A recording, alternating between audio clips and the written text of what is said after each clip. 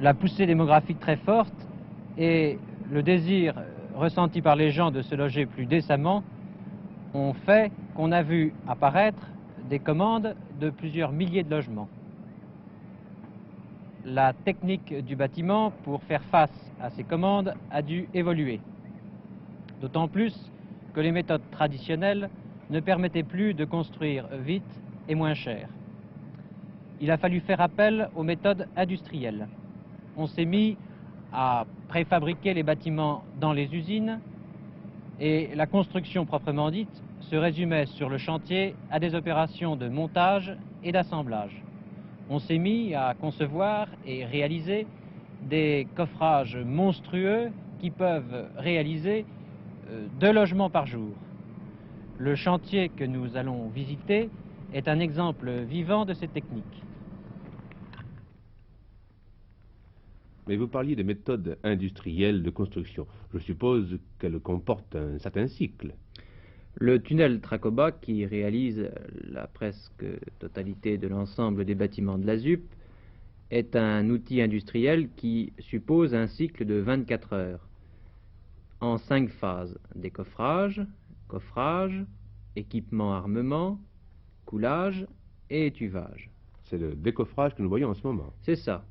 Et vous voyez que ce travail se résume principalement à des opérations de déplacement de matériel et à des opérations d'assemblage faites par des ouvriers qui sont plus des mécaniciens que des ouvriers traditionnels du bâtiment.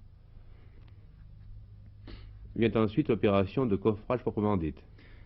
Il faut assembler tous ces éléments énormes, faire en sorte qu'ils soient jointifs et également faire l'équipement, l'armement de ce coffrage tunnel, c'est-à-dire y incorporer l'ensemble des tuyaux, des tubes qui doivent prendre place dans la dalle et dans les refends. Et en même temps qu'on travaille sur l'échafaudage, on travaille aussi au sol pour le ferraillage des planchers. Qui est complètement préfabriqué au sol sur une aire qui reproduit la surface des logements. Il est réalisé par des techniciens, à savoir plombiers ou électriciens. Ce sont des ouvriers qui répètent tous les jours les mêmes gestes, aux mêmes places et aux mêmes heures, et qui de ce fait peuvent aller très vite et réaliser soigneusement leur travail. Et cette mise en place d'éléments, l'armement comporte également toutes les réservations de trous qui permettront ultérieurement de placer les conduits de fumée, les trémies de vide ordures, etc. Autrement dit, la préfabrication ne souffre aucune erreur. C'est ça, tout est prévu à l'avance et une fois les mises au point terminées, eh bien, ça devient un travail de routine et de répétition.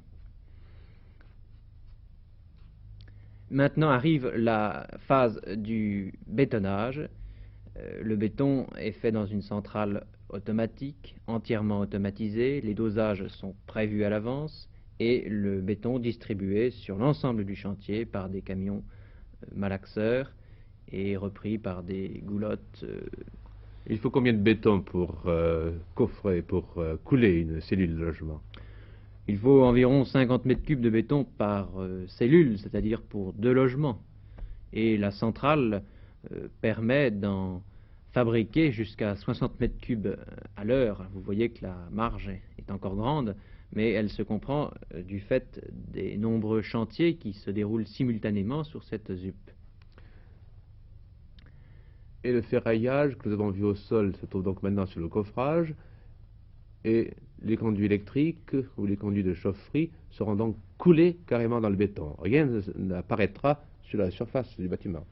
Tout ça est prisonnier dans le béton, si bien que dans le logement, on n'aura plus que des surfaces parfaitement nues, parfaitement lisses, et je crois que c'est un progrès dans le sens de l'évolution du bâtiment. Il y a aussi une évolution des hommes. Il y a également une évolution des hommes.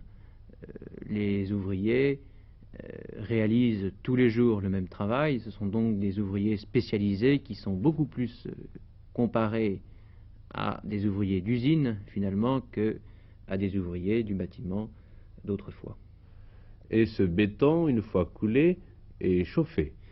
C'est ça, pour accélérer son durcissement et permettre ce fameux cycle de 24 heures, on a installé tout un réseau de tuyauterie qui permet d'envoyer de la vapeur dans une enceinte, et ceci afin de chauffer le béton, bien que celui-ci soit déjà préchauffé à la centrale même.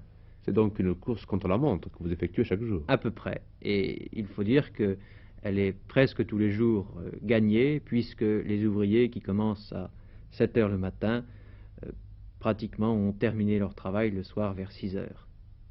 C'est la dernière phase du cycle, c'est la mise en place de la cloche pour l'étuvage du béton. Et le béton est sec en combien de temps? Le béton est sec en très peu de temps, mais il est dur surtout au bout de 12 heures, et suffisamment dur pour qu'on puisse retirer les coffrages. Et à partir de ce moment-là, le cycle recommence. Mais entre-temps, on travaille aussi en usine. C'est ça, et suivant un peu le même principe, puisque on emploie également des cloches de chauffage pour réaliser ces panneaux. Ces panneaux qui sont très variés, très nombreux, à cause du désir des architectes d'exprimer des façades différentes. De façon à ne pas avoir toujours des maisons standardisées au possible. Et dans ces panneaux sont incorporées les menuiseries également, ainsi que les fermetures, volets roulants ou autres. Le parc de stockage des éléments exige bien sûr une grande diversification. Donc le bâtiment est devenu une véritable industrie, et c'est là sans doute la formule de l'avenir. Oui, en définitive, faire appel à l'industrie pour réaliser les ossatures des bâtiments et préfabriquer les façades en usine, c'est une des synthèses possibles en matière de construction de logements, qui permet d'aller vite, de construire varié à des prix compétitifs, donc d'apporter une solution au problème du logement qui intéresse directement tant de Français.